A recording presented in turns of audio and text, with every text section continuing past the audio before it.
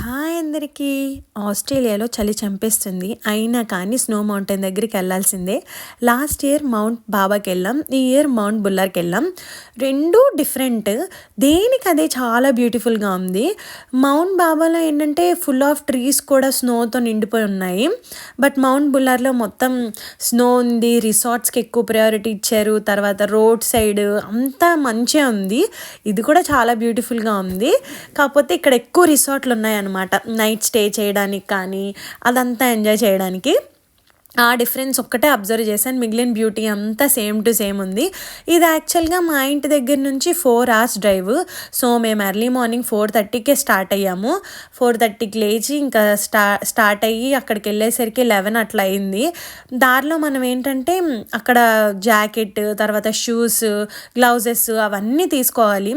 అలా తీసుకోకపోతే మాత్రం అక్కడ టెంపరేచర్ తట్టుకోవడం చాలా కష్టం. అండ్ లాట్స్ ఆఫ్ రీల్స్ చేసేసి మంచిగా పిక్స్ దిగి చాలా ఎంజాయ్ చేసాము. ఫుల్ వీడియో నేనైతే డిస్క్రిప్షన్లో పెడతాను, చెక్అవుట్ చేయండి. Please like, share and subscribe to my channel. Thank you.